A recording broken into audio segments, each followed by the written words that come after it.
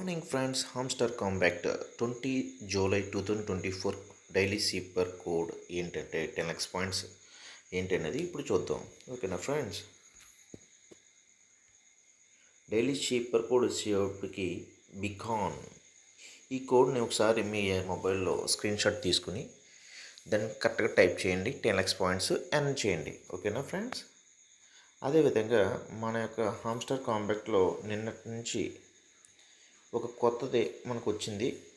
ఈ పైన ఒకసారి చూశారు కదా ఫ్రెండ్స్,